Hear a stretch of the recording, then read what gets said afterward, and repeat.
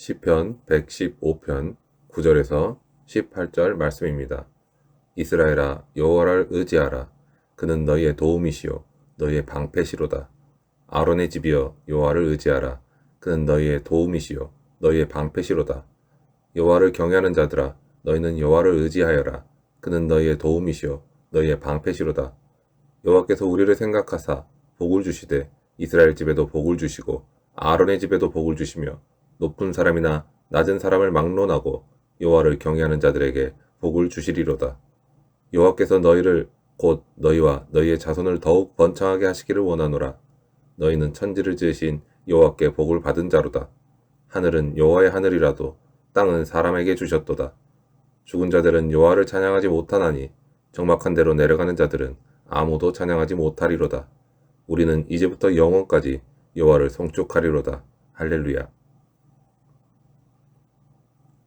오늘 본문은 이스라엘이 섬기는 하나님이 어떤 분이신가를 선포하면서 하나님의 백성은 여호와 하나님을 바로 알고 온전히 섬겨야 한다는 것을 가르치고 있습니다. 1절에서 계속해서 반복하고 있는 이스라엘 아론의 집, 여호와를 경외하는 자들은 궁극적으로 하나님을 경외하고 하나님을 섬기는 하나님의 백성 전체를 의미합니다. 그렇게 시인은 이스라엘 아론의 집, 여호와를 경외하는 자들을 반복해서 부르면서 여호와를 의지하라고 명령하고 있습니다. 하나님의 백성이 하나님을 의지하면 하나님께서 그들의 도움과 방패가 되어 주시겠다는 약속의 말씀입니다. 이렇게 같은 가사를 반복하게 되면 함께 노래하는 사람들의 뇌리에 그 가사가 깊이 뿌리 박히게 됩니다. 결국 시인은 이스라엘 백성에게 세상 그 어떤 것도 아닌 여호와만을 의지하라고 권하고 있는 것입니다. 가끔 하나님보다 세상이 더 강해 보이는 경우가 있습니다. 하나님은 너무 멀리 계시고 세상의 힘이 너무나 가깝게 느껴질 때가 있습니다. 그러나 시인이 이렇게 강조하고 있듯이 세상 그 어떤 것도 우리를 도와주지 못하고 세상 그 어느 것도 우리를 지켜주지 못합니다. 예수 그리스도의 복음으로 하나님의 백성 된 성도는 모두 하나님께서 택하신 아브라함의 영적 자손이고 제사장입니다. 베드로 사도는 신약시대 성도들을 향해서 너희는 택하신 족속이요 왕같은 제사장들이요 거룩한 나라요 그의 소유가 된 백성이라고 선포했습니다. 성도가 이 세상을 살아가면서 하나님의 도우심이 필요한 이유는 하나님께서 그 자녀의 방패가 되어주셔야 하는 이유는 이 세상에서 자녀를 노리는 세력과 영적 전쟁 중에 있기 때문입니다. 대적과 싸워 이기려면 스스로 강해져야 하고 적의 공격으로부터 자신을 잘 지켜야 하기 때문에 성도가 영적 싸움을 수행할 때 하나님의 도우심과 하나님의 방패가 없이는 안 된다는 것입니다. 그것이 필수적인 요소라 할 수 있습니다. 사도 바울은 하나님의 도우심과 방패 되심을 병사들이 전쟁터에서 착용하는 갑옷에 비유하면서 하나님의 전신갑주로 표현했습니다. 다윗은 골리앗과 싸울 때 왕의 갑옷이 자신에게 맞지 않고 너무 커서 입지 못하였지만 만군의 여호와의 이름으로 담대히 싸우기 위해 나아간 믿음이 다윗에게는 하나님의 전신갑주였습니다. 하나님께서는 하나님을 믿고 의지하는 자에게 이와 같이 도움과 방패가 되어주셔서 승리하게 하십니다. 우리가 이 세상 가운데 이렇게 승리하기 위해서는 반드시 이 사실을 깊이 깨닫고 믿음으로 나아가야 합니다. 시인은 여호와를 의지하는 자들에게 여호와께서 복을 주신다고 선언하고 있습니다. 높은 자든지 낮은 자이든지 상관없이 하나님께서는 하나님을 경외하는 자에게 복을 주신다는 것입니다.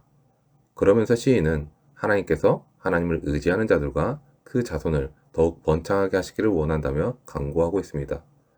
하나님께서 세상을 창조하실 때 하나님의 형상대로 사람을 지으시고 그들에게 복을 주시며 생육하고 번성하여 땅에 충만하라라고 명령하셨습니다.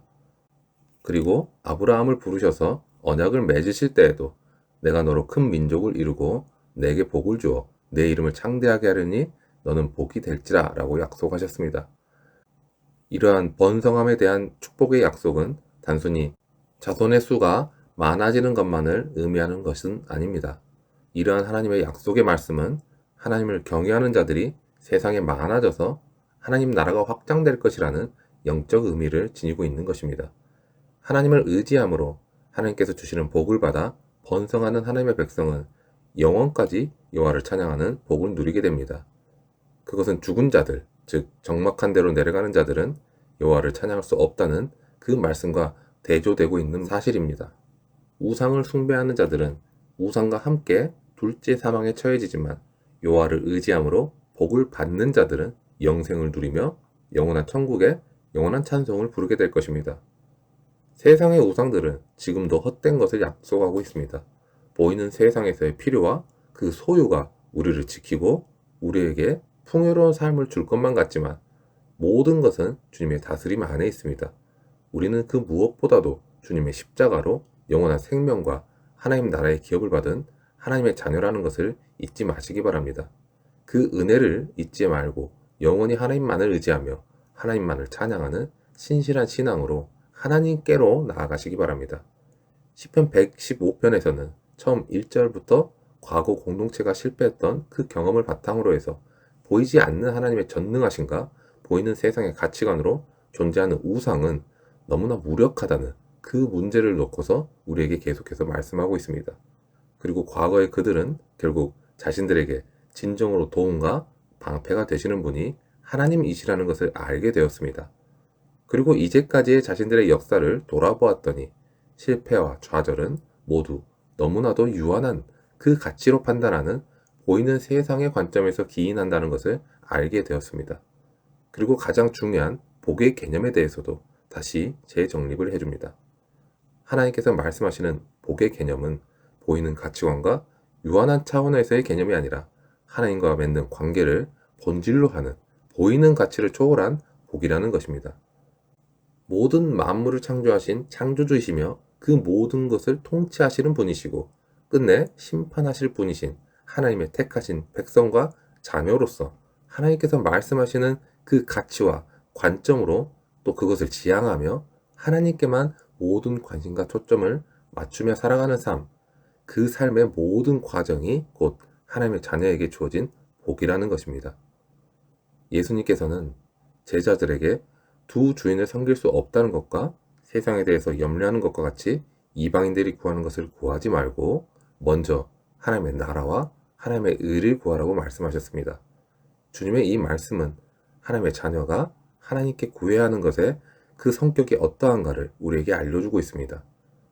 주님께서 말씀해 주심으로 인해서 우리가 구해야 하는 것은 서로에게 그러한 하나님과 동행하는 복을 서로 간에 축복해야 한다는 것입니다. 수직적인 차원에서 하나님과 올바른 관계를 맺는 하나님의 자녀들은 수평적인 차원에서 서로를 향해서 언제 어디에서나 자녀 간의 축복을 구함으로써 하나님의 복이 넘치는 공동체를 세워갈 것입니다. 이것이 올바른 율법의 목적이며 오늘 우리가 삶으로 드리는 예배의 지향점이기도 합니다. 우리 모두가 하나님을 닮아 하나님의 성품을 자연스럽게 나타내는 그런 예배자가 되시기를 축원합니다.